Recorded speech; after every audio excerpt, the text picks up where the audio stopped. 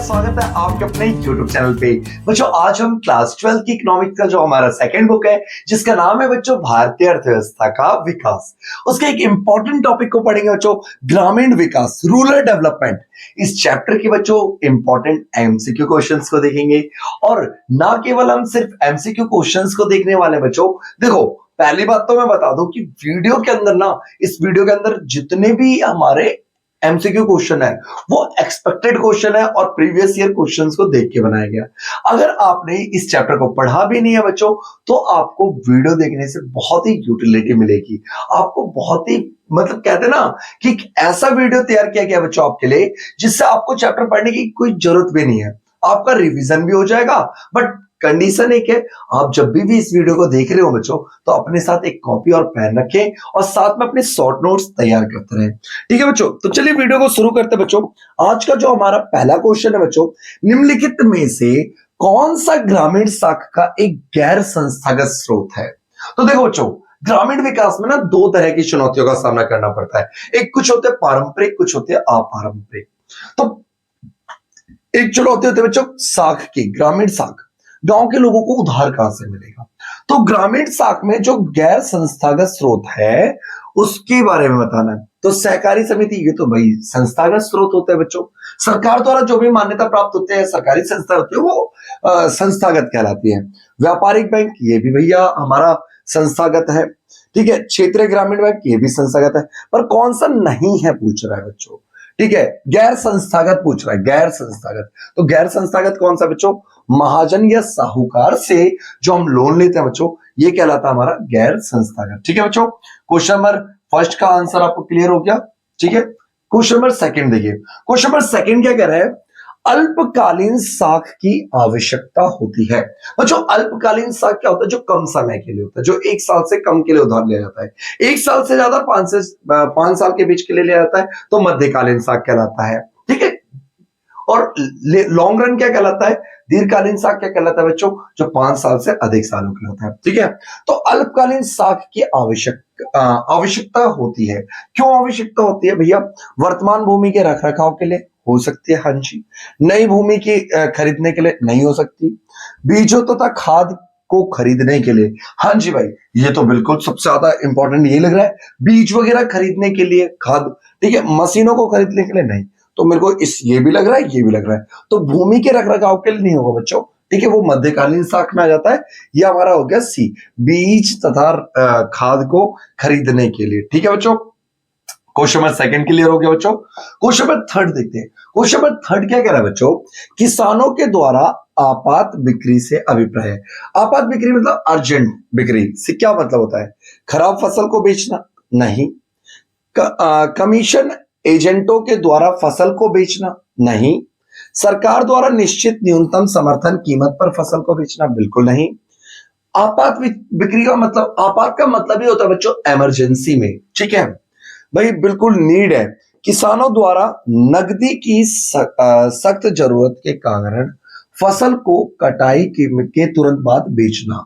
ठीक है, नगद पैसों की रकम, भाई पैसों की जरूरत है किसानों को और वो तुरंत बेच करके क्या करना चाहता है? पैसा इकट्ठा करना चाहता है। ठीक है बच्चों, क्वेश्चन नंबर फोर्थ देखेंगे। क्वेश्चन नंबर फोर्थ क्या कह रहा है देखिए, कह रहा है निम्नलिखित में से भारत में ग्रामीण विकास से संबंधित कौन सा एक उभरती हुई चुनौती है? ग्रामीण विकास की एक उभरती हुई चुनौती कौन सी है? साख की प्रधानता, ग्रामीण उभरती हुई पूछ रहा है, पहले ये याद रखिएगा, उभरती हुई चुनौती, राइजिंग। ठीक है बच्चों, नई चुनौतियां कौन से? साख की प्रावधान नहीं। कृषि विपणन ये एक उभरती हुई चुनौती है बच्चों। जैविक कृषि ये भी एक उभरती हुई चुनौती है। सिंचाई तो पुराने प्राचीन काल से ही है। ठीक है, तो इसका जो आंसर हो सकता है बच्चों फोर्थ का, वो होगा आपका जैविक कृषि। क्या होगा बच्चों? जैविक कृषि। ठीक है, चौथे का क्या हो गया बच्चों? जैविक कृषि क्या होता है आपको पता ही होना चाहिए बच्चों।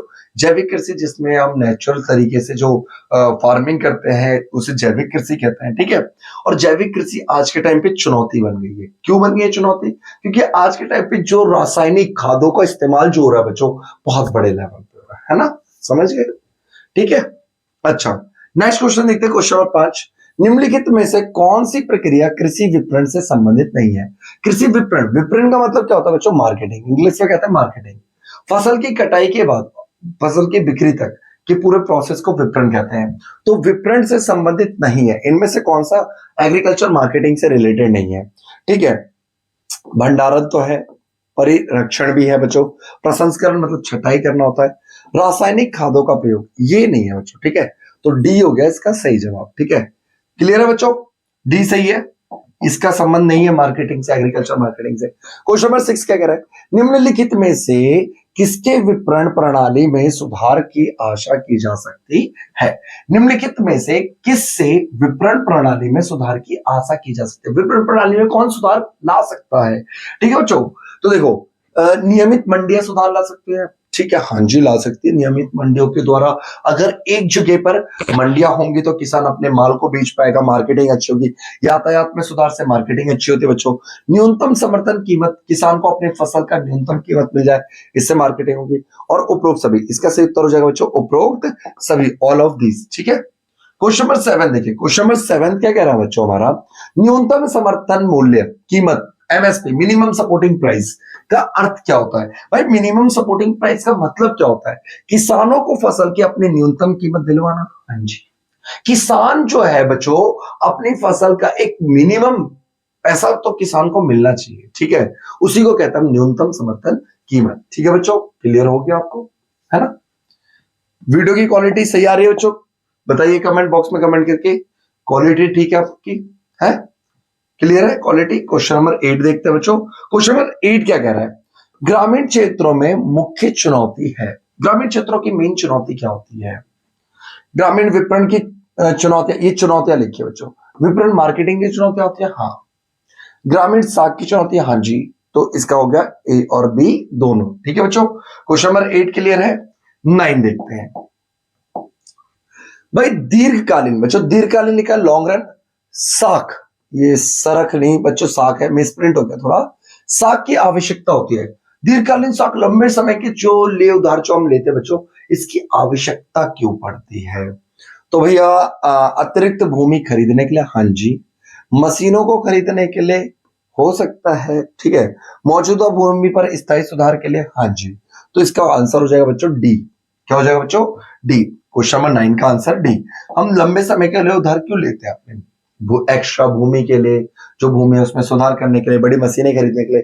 क्वेश्चन नंबर 10 देखिए, सहकारी साख समितियां ध्यान केंद्रित करती हैं। सहकारी साख समितियों का ध्यान कहां पे होता है, मेन फोकस कहां पे होता है बच्चों, किसानों को समय पर तथा शीघ्र जल्दी से जल्दी साख सुनिश्चित कराने के लिए, साख एजेंसी के रूप में महाजनों की समाप्ति के लिए, हाँ जी। देशों के सभी भागों में साख सुविधा फैलाने के लिए, हाँ जी।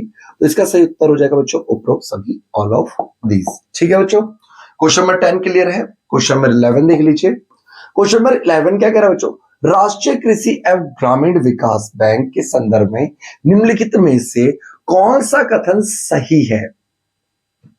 वापस से सुन लो बच्चों, क्वेश्चन नंबर 11 को आप, राष्ट्रीय कृषि एवं ग्रामीण विकास बैंक, इसको बोलते हैं बच्चों नाबार्ड। क्या बोलते हैं बच्चों, नाबार्ड। नाबार्ड के संदर्भ में कौन सा कथन सही है।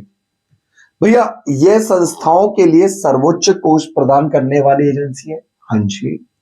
कार्य करते जो ग्रामीण क्षेत्र में साख प्रदान करता है, हाँ जी। भैया बच्चों साख प्रदान करने वाली प्रणाली में सुधार के लिए उचित उपाय करता है, हाँ जी।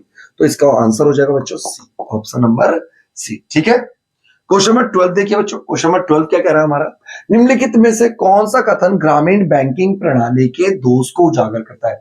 ग्रामीण बैंकिंग प्रणाली के दोष क्या है बच्चों, तो पहला है संस्थागत साख को सदैव गिरवी रखी जाने वाली वस्तु के साथ जोड़ के देखा जाता है, हाँ जी। राजनीतिक कारणों से ऋण की वसूली में ढीलापन आता है, बिल्कुल सही बात है। तो इसका आंसर हो जाएगा बच्चों ए और बी दोनों। ठीक है, नेक्स्ट क्वेश्चन देखते हैं बच्चों, क्वेश्चन नंबर 13 है, निम्नलिखित में से किस कारण से जैविक खेती की आवश्यकता उत्पन्न होती है। हम जैविक कृषि करते क्यों है। देखो जैविक कृषि के बारे में तो मैंने अभी बताया था ना, नेचुरल तरीके से खेती करना, है ना बच्चों। तो जैविक कृषि की आवश्यकता क्यों है, ये पर्यावरण मैत्री होती है, इन्वायरमेंट फ्रेंडली होती है, हाँ जी। ये मृदा के उपजाऊपन को बनाए रखती है, हाँ जी। और ए और बी दोनों, इसका हो गया आंसर ए और बी दोनों। ठीक है बच्चों, यहीं पे हम वीडियो को समाप्त करते हैं। वीडियो अच्छी लगी हो तो चैनल को सब्सक्राइब कर दीजिएगा, वीडियो को लाइक कर दीजिएगा। वीडियो में कोई कमी लगती है बच्चों तो कमेंट बॉक्स में कमेंट करके जरूर बताइए, ताकि हम उन कमियों को सुधार सके और यूट्यूब पे हिंदी के एक अच्छे इकोनॉमिक्स के चैनल के रूप में हमें बनने में आप मदद करें। ठीक है बच्चों, वीडियो को अंत तक देखने के लिए धन्यवाद। मिलते हैं अगली वीडियो में, तब तक के लिए जय हिंद, जय भारत। ठीक है बच्चों।